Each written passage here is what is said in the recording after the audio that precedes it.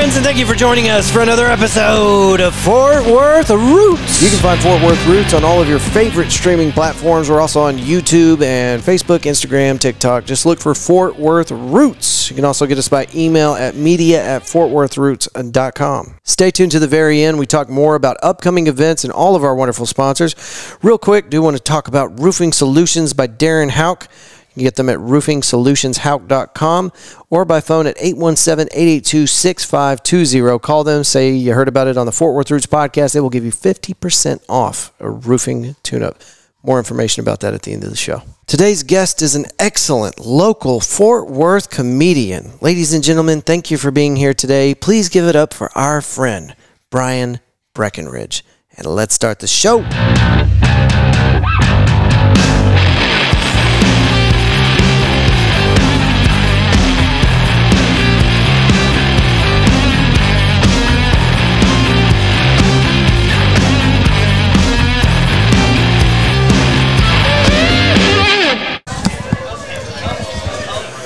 So I think probably in your life doing comedy, you run into assholes like me that are like, oh, it's a comedian. I can just talk shit to him. Does that happen a lot?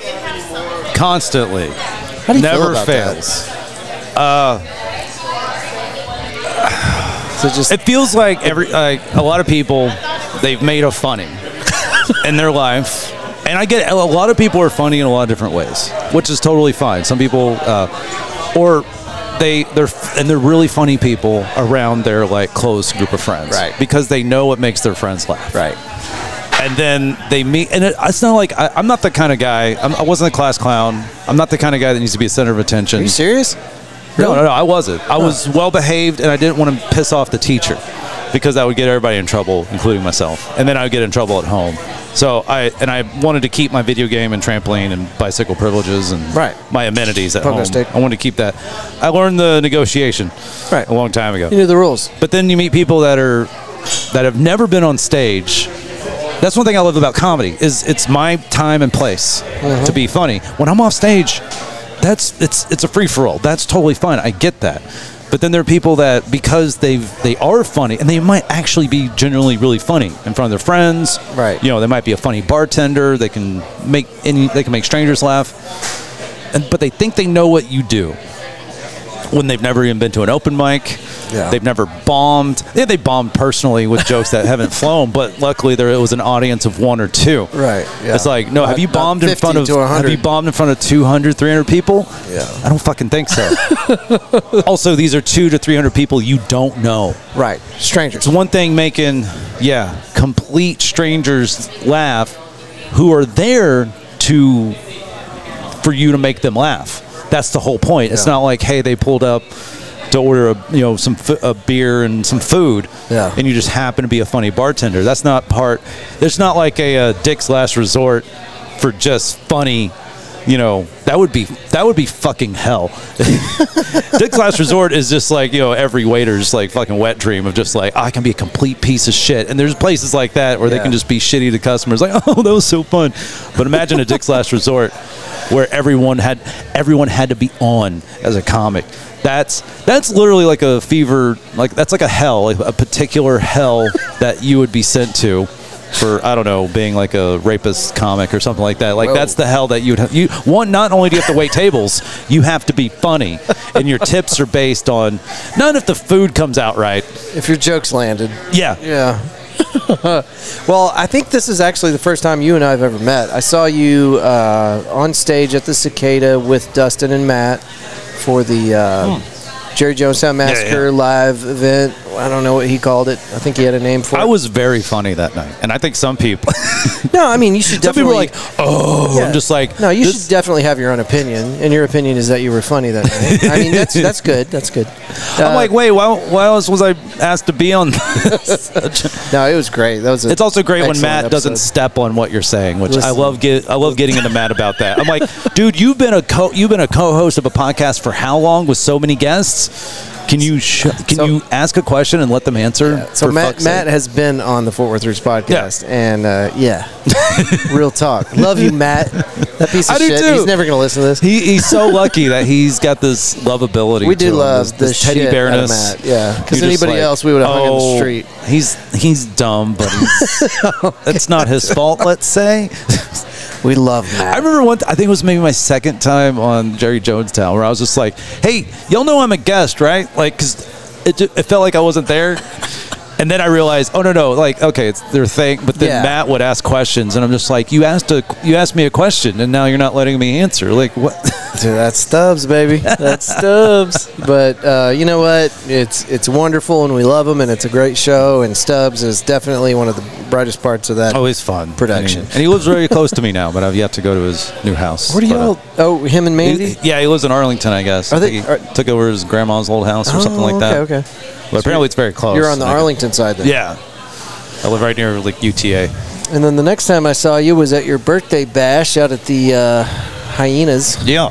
That was a good show, man. You had some Thank you. Pretty good a lot of new material. I'm trying to work out a new. Well, and it was weird how they did it that night. By the way, that was our first date. Oh, really? This one here. Oh, okay. Yeah. But it was a great show. And the guys you had come up before you, minus the magician, were really funny. Yeah, they had a magician at the comedy show. How you feel about that? Not a fan. There's a time and place for magicians. You know, but they can do their own act at a comedy club. I don't mind. But when their 10 minutes takes away from my 25, which happened that night, I was kind of peeved. It's not the magician's fault. It's not his. It's the people that book that shit and just kind of like, oh, no, fuck this guy. It's his birthday. He invited a lot of people, but let's make a liar out of him in front of all his only friends. Brought that up because I heard you mention it to somebody earlier. Oh, yeah. It was actually a pretty good set. He was not a good magician, and he wasn't trying to be. It's a stick. It's a stick. Yeah. It's part of his like comedy the Amazing show. Jonathan, who actually would pull out some magic here and there, but purposely play off being like a shitty magician. Yeah. Which is fine. I don't mind it, but that. Now, your set was great.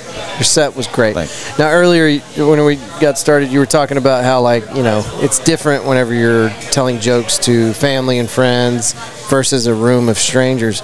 But that night, that particular night that I saw you perform at Hyenas, I think 50%, maybe 75% of the people in there were probably your friends. Oh, and yeah. family. It was a Homer crowd. It was awesome. Awesome. You press that birthday button. When you're in the arts, you're in a band, you're a comic, and you're doing a show on your birthday, and you don't have like a manager or anything, you need people to come out. Yeah. And that really presses well on the guilt bone, because so many people are like, man, I'm so sorry I haven't seen you. And it gets to a point where I'm just like, I'm tired of hearing that. Just don't tell me. One thing I hate, I don't know why this one moment came out to me in particular, but I was at a bar patio here in Fort Worth, and this guy I've known just from that bar off and on years. He's in a band, you know, kind of seriously, maybe not. I don't know. He was like, hey, man, just want to let you know that, one of these days I'm just going to, like, randomly show up to one of your shows. And I literally, that was a point, maybe I was just having a bad night. I literally looked at him, I go, hey, this person's name, shove that shit up your ass. I'm like, I do not want to hear that right now. Oh, you're not telling me you're going to come to the specific show that I need people to come out to. You're going to tell me you're going to randomly come out to one of my shows. I'm like, why did you even open your mouth? Like, it's getting to the point where this day in comedy, post-COVID, a lot of people at my level of local nobodies, a lot of comics get booked on how many people they can bring out. Sure. Yeah. So now one of my worst habits is taking things personally, but also I'm like, I don't mind that too much, because if I don't take it personally, I feel like I would just, be disconnected from something that matters to me. So yeah, I take things personally to a fault, but also it's something I care about. So if I should take it personally, I think it should be comedy. So when people tease me about coming to a show, I'm just like, hey, I needed you to come to shows 5 years ago to show that I'm a draw, because I think I have this theoretical fan base of people who not only do I want to perform for, but who I know live very close to where I do perform for. Yeah. And then I'll invite them to free shows. Like, hey, I get paid the same either way. I just want to show these clubs that I can bring people out, theoretically. You're a draw, yeah. And it's really annoying when some people just keep constantly forgetting, Here's a really sad tale.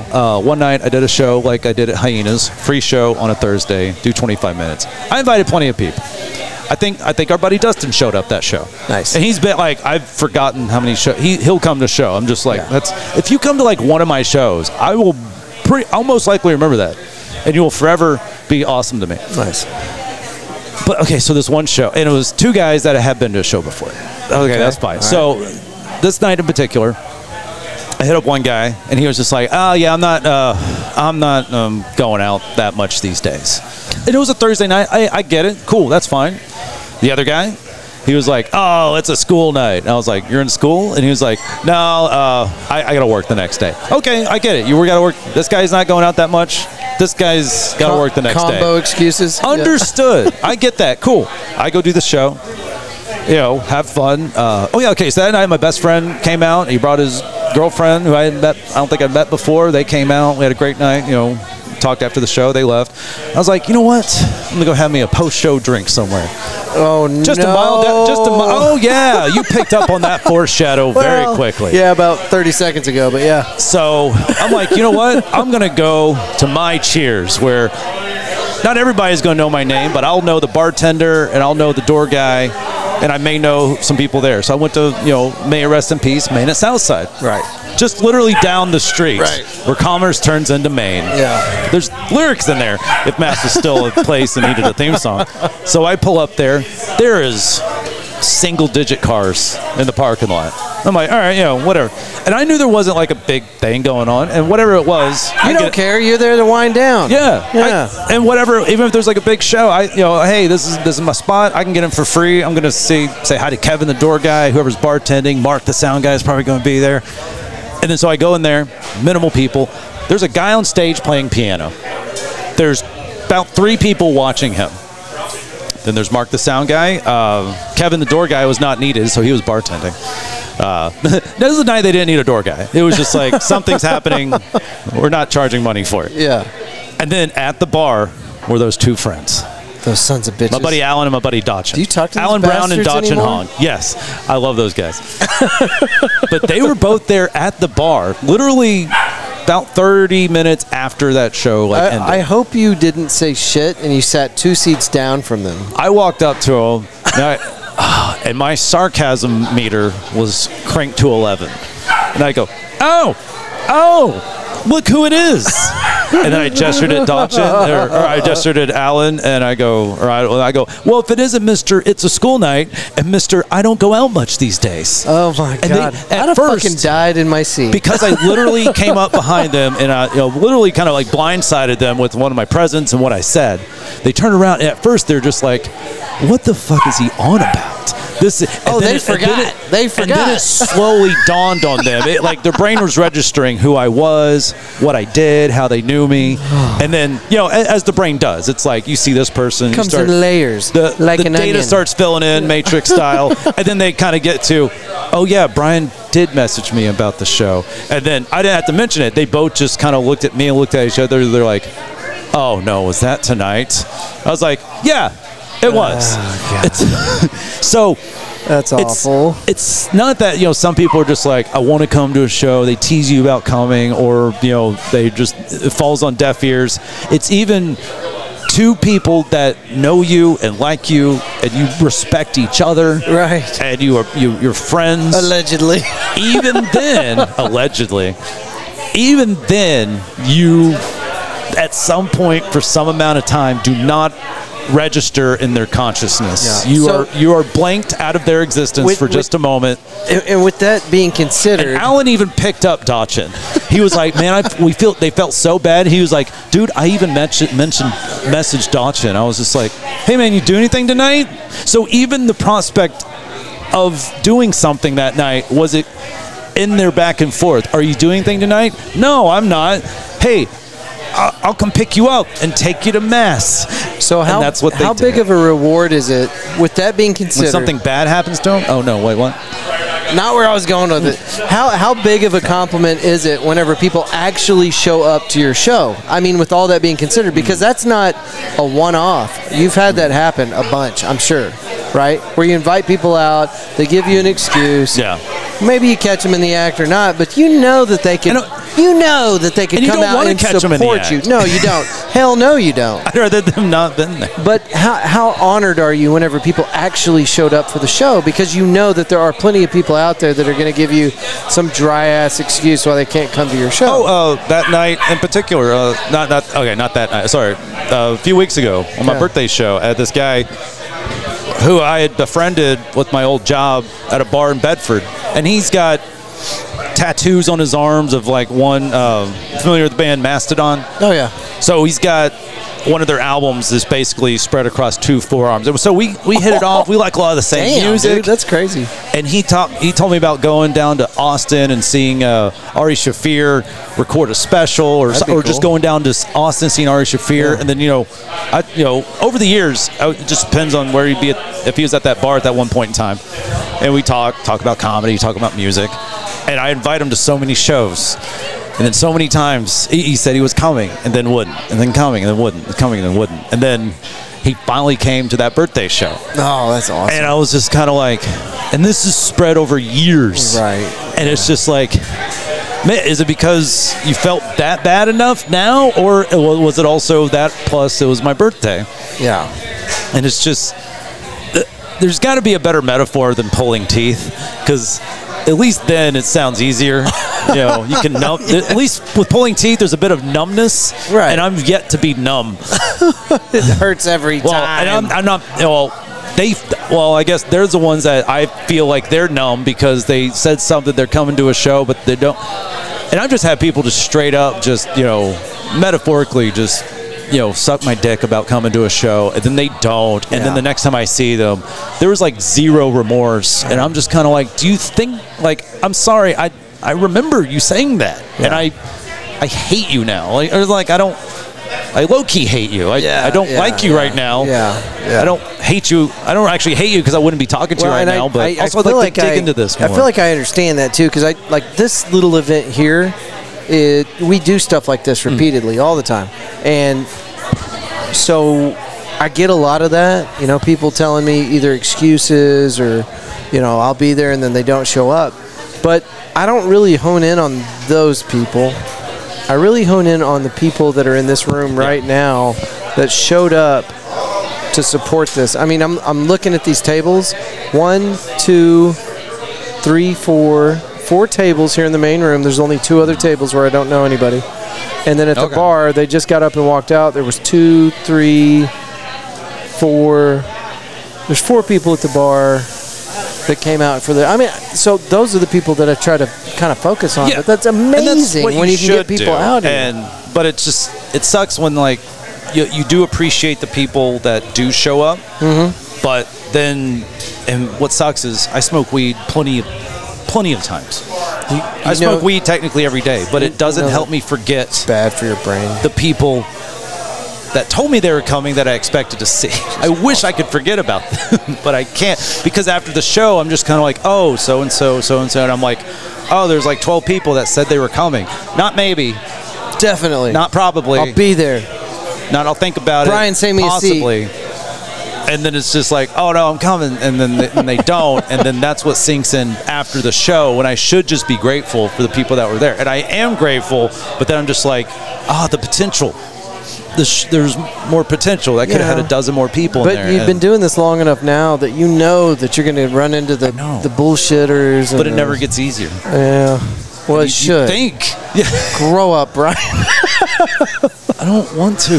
No, but let's focus on just being grateful for the people that actually support you and really pour our attention into those folks. You sent me one invite and I was at your show. That is such a rarity. I want my name tattooed on you. Well, I only have the one. Oh, wait, no, you heard the joke. I only got the one or the 2 tattooed. Tell us that story. I won't do the bit, but okay, so how I got the koi fish on my back? Yeah, it's not really a story. I was 19. By the time we got to your set, I was pretty drunk. I know I laughed my ass off. First real girlfriend who I lost my virginity to was one of the worst people that's ever existed on this planet. She was like, if you leave me, I'm going to kill myself. And I was just like, oh, this is a healthy first relationship for a young man. Were you thinking that at the time? Well, it was my first and only relationship at the time, and I couldn't think of anything else. I couldn't think of a world that existed without this terrible person. Right, yeah. Who had accepted me in more than one way. No, your bullshit. And so, she had a tattoo, and I was like, I'm gonna get a tattoo as well. And there was just some bullshit with some roses and our initials, and then I really regretted that. So we were together for a year and a half. And oddly enough, as awful, the dumb fights that she physically abused me. I never laid a hand on her, but she hit me plenty of times. And I was like, I'm sorry, accused me of cheating on her, which I'm like. Was she older than you? No, like a few months younger. Same age. She accused, like, God forbid, I went to a different TCC because she went to TCC, a different one here, and I went to a different community college. We eventually went to the same TCC. I went to a different community college, and we had a group project at someone's house. So there's like 5 people over there, and she accused me of cheating on her because I had to go to someone's house for a group project. I'm just like, I am in front of your face every possible second. I'm getting yelled at by my mom for never being home. Oddly enough, I was keeping on top of my schoolwork at the time, because so was she. But I'm like, I'm getting in trouble at work. I'm getting in trouble at home because of you. How would I even work this out logistically if I wanted to cheat on you? I don't have the balls to do that.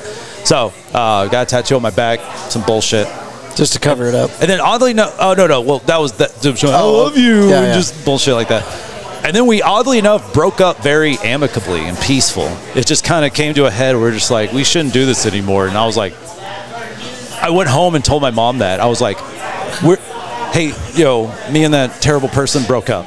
And she's like, my mom didn't believe it. She's like, no, you didn't. I was like, no, we did. You'll be back. She's like, it's daytime. You're here. Okay, maybe she had something to do, but no. And I was just like, no, I'll prove it. Trust me, I'm going to be home. She's like, okay. But that night, that fucking night, I don't know how. It was like afternoon, just decided it's over. Went home. So I was like, I got to go reconnect with my friends. And I went and found my best friend to this day. I went and I was just like, okay, I know he still lives in Irving. That's where we grew up at.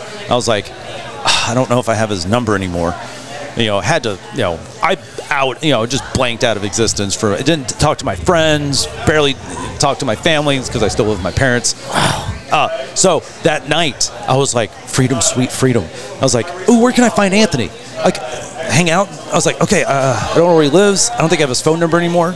Luckily, I know his mom very well. Like, she worked at our elementary school and our high school, and kind of like a second mom to me. Yeah. So I go to her house where he grew up at, where his mom lives and his stepdad lives.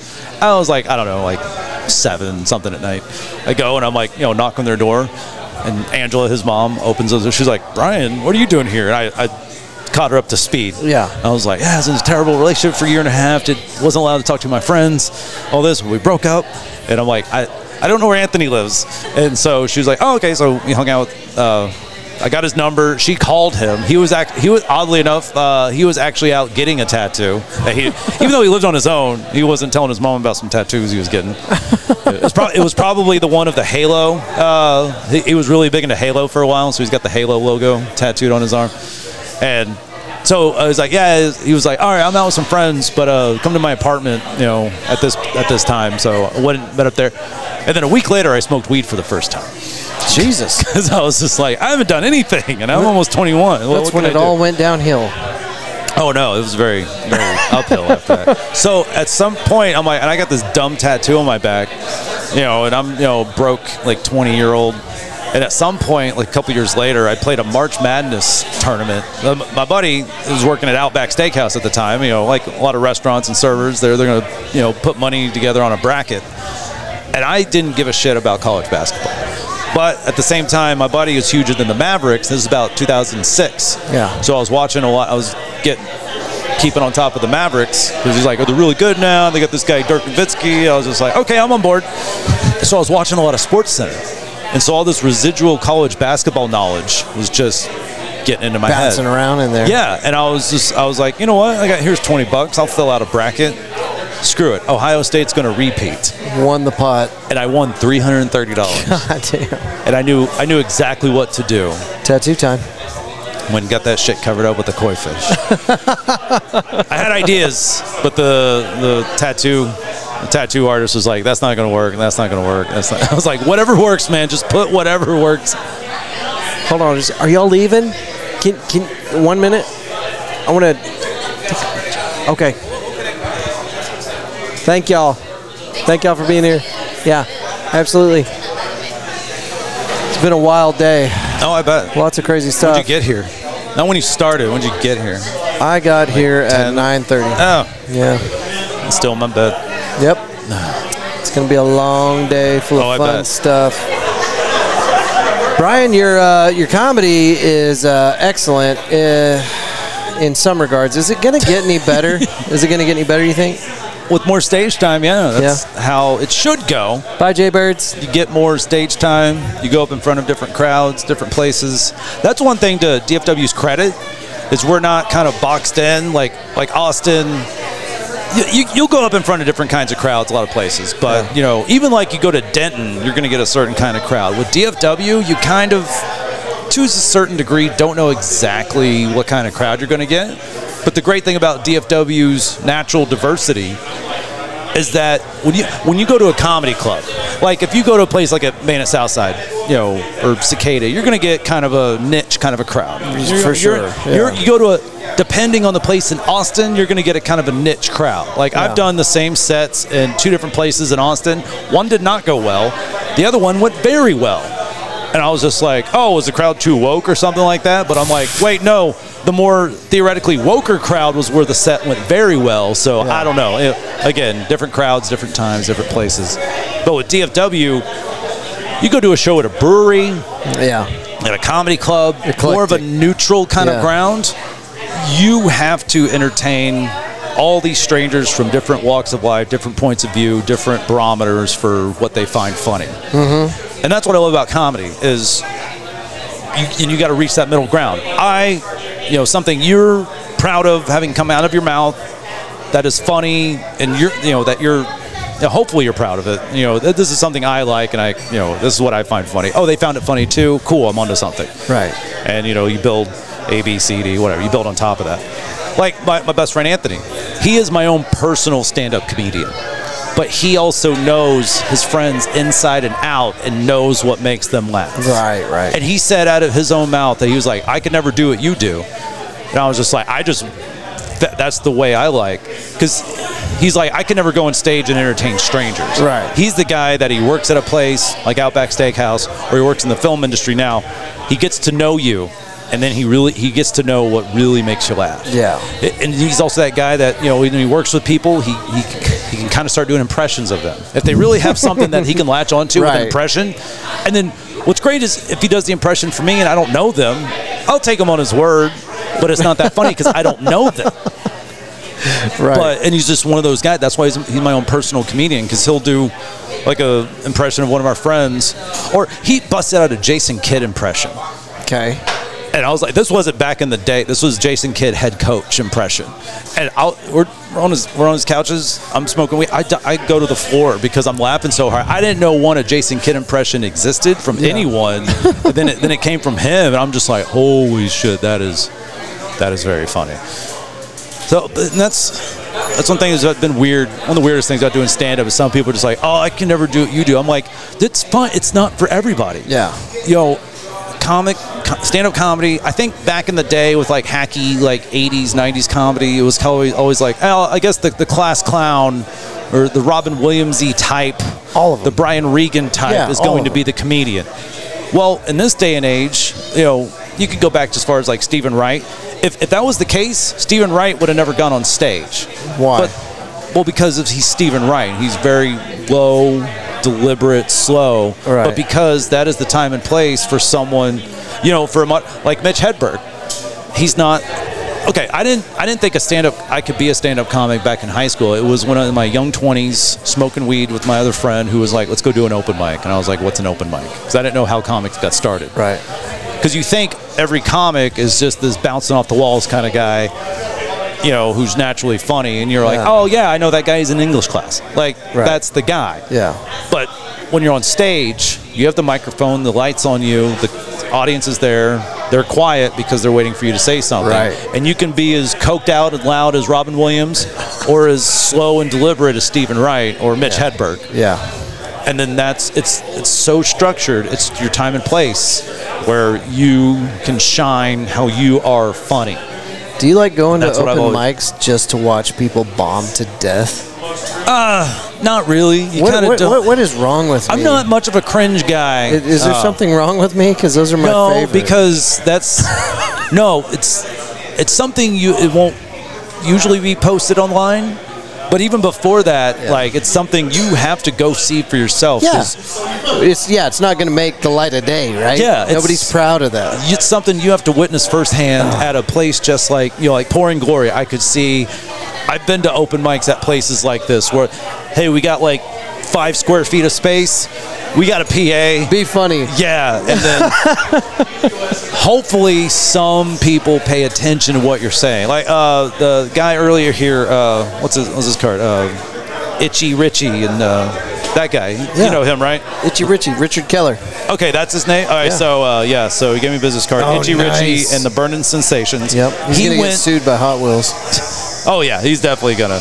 Yeah, they're gonna 100%. Mattel's gonna get litigious on him. He mentioned going to an open mic we used to have at the Houston Street Bar in downtown Fort Worth. Right. And that was definitely it's a giant sports bar. You know, if it was on a Monday night, so oh cool, football season, the open mic's going to happen after football. We know that. Just comes with the territory. But he got to see that he tried his hand at open mic a couple of times. Richard did? Yeah. Oh no shit. Yeah, so next time you see him, bring that up. Well, he's right there, so. Oh, okay, yeah. So that's a sports bar. So it happened right at the entrance. So people walk in right past you. Oh, we got to say goodbye to the Jaybirds. Bye, Jaybirds. We love you. Thank you for coming out. They can't. You're the reason we do these episodes. We love you. They might. Safe travels. Bye-bye. But that Houston Street Bar is like probably your just regular, nobody gives a shit kind of open mic, because you're on. There's no stage, so you're on quote unquote the stage right next to the front door. The only people paying attention to you are the ones that unfortunately sat near you when the open mic started. Maybe 2 or 3 people at the bar and 2 or 3 people at the closest table to you, which was what the case in the Houston Street Bar. Everybody else is. And then all the comics are in the back because they're just like, I don't want to bullshitting. Yeah, but that's the thing is that's their right. They can do that. And no one should have to pay attention. It's an open mic at a sports bar. The only thing worse than an open mic at a sports bar is an actual show at a sports bar. Because an open mic is whatever. That would never happen, right? Nobody's going to do a show at a sports bar. Oh, yeah, I've done some. It sucks. Even produced one. It sucked. Yeah. We actually tried to do it here last September. A comedy show? A fucking... Now listen. This is better because it's the comic was great. I wouldn't even call this isn't a sports bar. It's a restaurant that has a bar that has 4 TVs. Yeah, but the environment is not conducive to a comedy show, right? Do you know who Kate Greathouse is? Yeah. You met her? Yeah. Okay. So she plays up at Hyena sometimes. She was nice enough to put on an act here for us during our event. We had vendors out there. 3 bands had gone up before, and it was just the most horrendous environment for a comedian, and I didn't take that into account. She's a wonderful comedian, but I could already tell you a couple of things wrong. The whole time she was up there, it was bad. One, comedians should never follow bands. Were bands outside or inside? Outside. And I think we had one inside, yeah. And the comics were inside or outside? We had one comic, and she went on last. And it was outside on the main stage. One outside comedy. Not good. No. Comedy following bands, not good. Yeah. Now, theoretically, this setup here at Pouring Glory would be okay, I think, theoretically, best case scenario, okay. Like, where we're at, where you have the table here and you got like 5 square feet of space over to my right, this is where a comic could stand and tell jokes to the people sitting at these tables. Now, the restaurant might have to be okay with people not ordering that much food or people sitting at tables longer than they usually would, but, hey, it's a show, whatnot. But they're, outside with bands. I've done comedy like with bands before, and usually what people in bands think is it's like, oh hey, me and my band and a few other bands are playing at this place. Do you want to do comedy in between the bands? I had to learn that the hard way of saying, oh no, that's a terrible idea. Yeah. That break between bands, that's for the sound guy, and that's for the band to break down, the sound guy to help set up the next band, and that's for everyone to order another drink, go to the bathroom, go outside, have a smoke. You do like a 5-minute set, like some real zingers while that's going on, right? Everyone's going back and forth. That's a break for everybody from everything, because their ears just got pounded for 30, 40 minutes with music. Just put some house noise on. House music on. The sound guy can also. There's shit happening on stage. Yeah. There's movement on stage. At a comedy club, seeing stand-up comedy, the only thing moving on stage is the comic. Should be the comic. And also, there's like hopefully minimal, backdrop behind them. Yeah. That's a stool and a drink on a stool. You can maybe go up and there's like a drum kit on there. Right. But as long as no one's on the drum kit testing out the tom. Yeah. So. And I'm like, no. That like 10, 15 minutes between bands, that's for everybody to not have to pay attention to something. Yeah. That's for, smoke breaks, or drinks, whatever. Go to your car, smoke some weed, whatever. Now, the best way, and I had to consult with a couple other comics out of state of how to do this right. If you're a comic and you want to be on a show with multiple bands, and they're cool with it, and maybe they even requested you, this is how I've done it successfully, I think at least 2 times. You have, 3 or 4 bands, whatever. You have your last band, your headline, hopefully like headlining band. I know there's a difference between playing last and being the headliner. I learned this from my buddies in Secret of Boris in Dallas. I was like, oh, y'all are headlining this show? Is that Curtain Club? Because they went on next to last. They're like, oh, no, like we're headlining, but the band afterwards, that's the deadliner. And I was like, deadliner? I'd never heard that term before. I've never. Because that's not in comedy. It's obvious, like, your headliner obviously is the guy going last doing most of the minutes. Yeah. Doing a longer set than everybody else. Yeah. But especially in local shows, there's the band that everybody's there to see, and they're probably going up, 3rd out of 4 bands, and then the last band is the deadliner. That's when the waitress starts filling up the ketchup bottles. Yeah. Well, not the waitress because they're at a music venue. Oh, okay, yeah. But so for a comic to go up in front of bands, this is and the band wants you there. You're not just like jumping on the show and just kind of like, I got nothing better to do. Can I do some jokes before each band? What you do is you have the main band. Say, hopefully it's like their album release or their single release, whatever they want to do. Now they go up and set up. They get their sound check in. They're ready to go. And then the main person of the band, maybe the front man, the most pronounced person of that band who's comfortable talking in a mic, not always the person that sings, they come out and introduce the comedian. That way you're validated in front of their crowd. Because you're probably nobody to them. Yeah. They have like 3 band names. I did this for Mean Motor Scooter at Mass. I think it was like a 420 show. Amazing poster. It was great. Yeah, they do good Mean Motor artwork. Scooter, a couple other bands, and my name was on there too.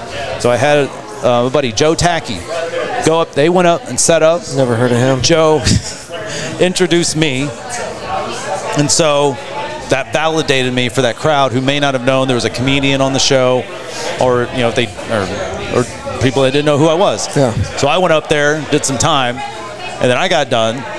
And so people are standing around, but they're standing around ready for the next act. Yeah. So they're like, can at least get their attention. So I go up there and do my time, and then I'm done, and then I bring up the band, and then they can pretty much start playing. Yeah. So there's no momentum is lost. That's very important to the whole process. It's not just about, is the comedian good at what they do. You got to have some respect to the environment, right? I mean, in short, that's what it is. And trying to put a very talented comedian outside in September on a stage after 3 bands was such a terrible idea. But she's great. We love Kate Greathouse. I hope to do some more work with her, and I need to get her back on the show soon. She's been to punk shows and garages, so that was nothing like. She's probably like, hey, I should be treated as good. This is great. And an artist has to grind it out, and I think she gets that. Brian, where can people find your content, and where are you playing next? Do you have any residencies? No, that's not a thing. Is it not? You don't play at a particular place regularly? No, I just get booked where I can get booked. How do you feel about Ryan Piero? Piero? Perio? Perio, yeah. How do you feel about that guy? We've been in the game almost the same amount of time. Yeah? Oh, yeah. He's been on the show. Oh, yes. Nice. Oh, I love Ryan. Yeah. We've been doing comedy pretty much I think we started within a month of each other. Does he ever get tired of you stealing his jokes? No, I just steal them and make them so much better. And he's just like, I could never think of them in a way that you could. That's a very good relationship to have. What's your Instagram? So for Instagram, Twitter, and the rare TikTok, I don't ever do anything on TikTok. It's all at The Breckening, which is also the name of my podcast, The Breckening Podcast. The Breckening Podcast, where I occasionally get off my ass and go to people and interview them. I need to check out your podcast. I haven't seen it yet. It's entertaining. I've seen your comedy. I hope your podcast is better. You learn about my subjects, and apparently, though, I do repeat stories. I've yet to upload this one podcast I recorded, and my buddy asked, he's like, did you tell this one story? I'm like, yeah. He's like, dude, I'm pretty sure I've heard that story 3 times already. I'm like, I know not much happens to me. Yeah. It was a story about doing stand-up, while a guitarist he had to fix his string, so... Excellent. I don't have good stories. You do. So. You got great stories, like the koi fish on your back. Brian, we love you. Can we get you back on the show? Absolutely, man. All right. Thank y'all for listening. We'll see you next week.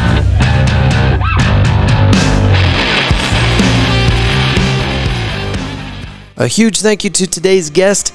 Thank you for coming out to this Mixer event and recording with us. We're going to do more of these in the future. We invite the entire DFW community out to these Mixers. Give them the opportunity to meet other people, sit down and record with us, talk about what their project's been up to, or what they've been up to with their projects, and maybe a little bit about their business or their show or whatever else. It's a Mixer. Figure it out. Whatever you want to do. But thank y'all sincerely. We had a lot of people show up for this, and it was one of those things that we were trying to test this out and just see if it was something people would want to do. And we got our answer. We had a whole bunch of folks show up. A lot of cool cats and kittens. So anyway, we're going to do it again. This time we're going to do it at McFly's Pub. Nothing's been set up yet. Still got to talk to Casey over there. If you do go to McFly's Pub, tell Casey you heard about him on the show. That I don't mean like that's the first time you went in there and it's because of me that you went in there. But you did hear about him just now. You heard about McFly's. So tell him. Tell him next time. Do it for me. Do it for the show. Yeah, anyway, we'll do another Mixer. If you missed this one, no biggie. We'll keep doing them as long as you guys keep showing up for them. So anyway, thanks everybody that came out. All right, September 23rd out at Pouring Glory, we are going to be doing the big show, the big event. We did it last year. We're doing it again. Last year we had 250 people show up.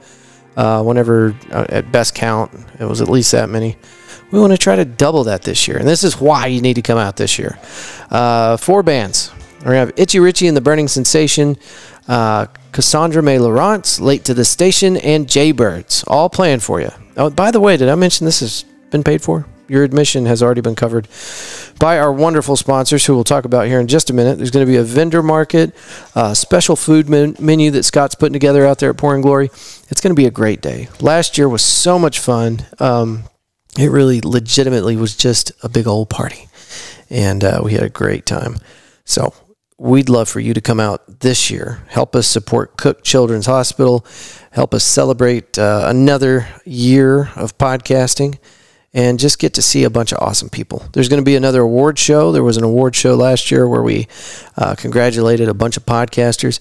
We've got some more interesting award categories this year. So you're not going to want to miss this. You might even be getting an award. If you're listening to this, you might very well be one of the people that's getting an award. So anyway, yeah, September 23rd, starts at 11, goes until 6. And more details will be on the Facebook event. It gives me the option to post stuff as we update information.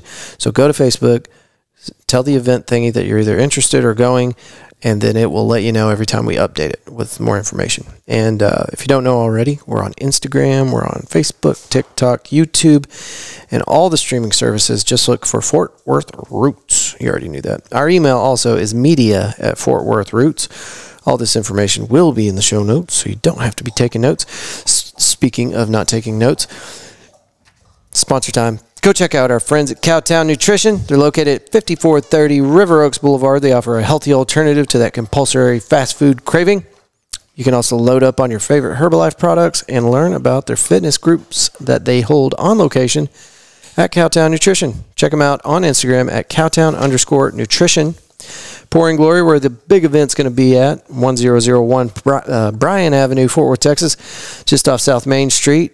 Pouring Glory is a growler refilling station that serves craft beer and award-winning food with live music. They've got a very impressive outdoor area. Take advantage of Dog Park Sunday, 11 to 4, I think. Take your fur babies off of their collar and let them run around and socialize with the other fur babies. Body Machine Fitness, 2300 West 7th Street in Fort Worth, Texas. They offer a truly one-of-a-kind fitness experience. Your first class has already been paid for. Go to bodymachinefitness.com to schedule your first high-energy cardio strength group fitness class with best-in-industry trainer, cutting-edge audio and lighting. Show up early or stay after the class for the IR sauna and nutritious snacks in the lobby. I've been going here for a while.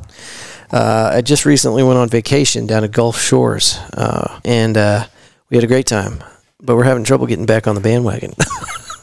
We were killing it. We were going to Body Machine Fitness twice a week. We were feeling great, and we could tell a difference in our physique. Our bodies are tightening up, and I don't know. It's great. And it's not miserable. I've done classes. I've been to the gym. I've been doing this my whole life. And it's not always fun. But Body Machine Fitness, they keep it very energetic, very fun. And it's a good energy as people know what they're doing. So anyway, like I said in the little read there, your first class is paid for. You just go to bodymachinefitness.com, click on the tab, schedule your first high-energy cardio strength group fitness class, and you pick a date and time that works for you. And then if you want us to go with you, there's two of us now here at the Fort Worth Roots Body Machine Fitness workout club that I just made up. Anyway, we will go with you. Hit me up, media@fortworthroots.com, and just tell me what you're planning on doing, and we'll work out a day to go with you. McFly's Pub, 6104 LTJG, Barnett Road, Fort Worth, Texas. Just put it in your navigation. McFly's Pub. It's a 1980s Back to the Future themed bar with a very impressive outdoor area, fire pit.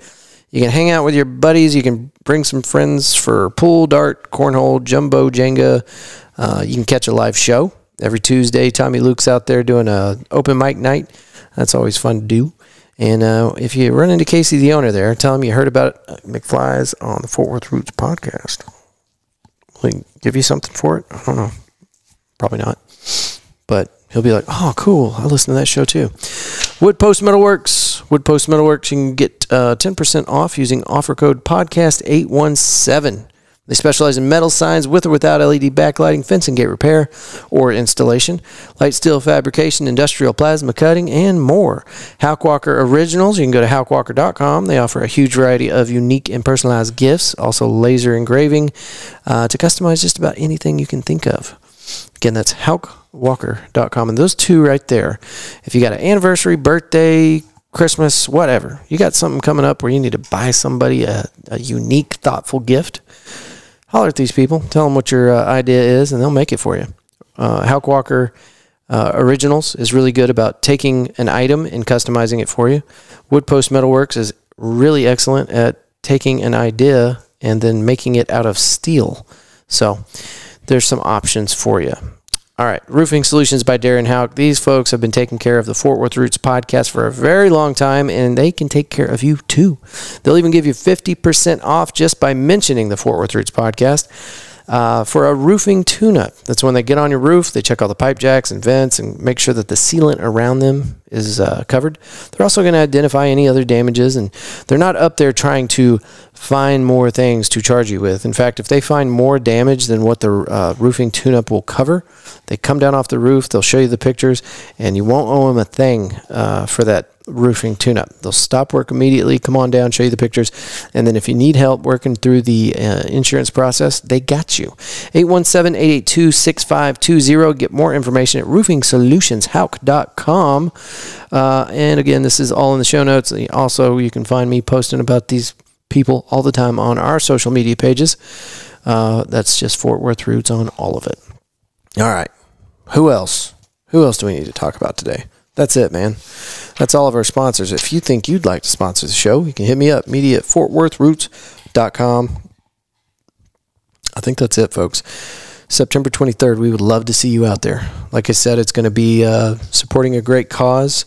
I personally I do not have children myself, but I have friends, and some of my friends have kids, and some of my friends and their kids have had to spend some time up there at Cook Children's Hospital, and I cannot brag on these people enough. The reason that that's our charity that we decided that we wanted to work with, we just picked one, right? But there's a reason we picked this one, because I've seen what they do for the families. I've seen how hard they work to not only treat these children, but make sure that they're comfortable. They cater as much to their emotional side as they do their physical side. I'm going to get choked up if I talk about this too much, but these people are doing incredible work. And you're not necessarily supporting them. You're supporting the children and their families and making sure that can continue. These families can't always pay for the treatment that these kids get.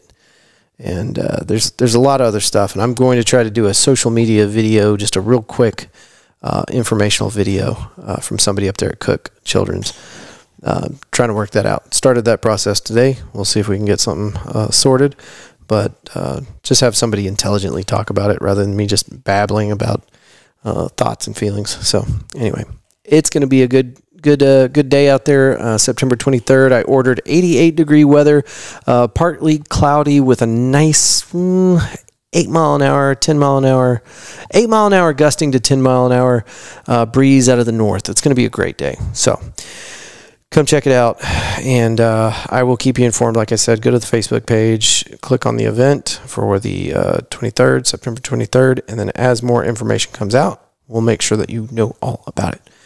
It's going to be a big one. Okay, that is enough talking out of me. Thank y'all so much for listening to this episode, and we will see you next week. Peace.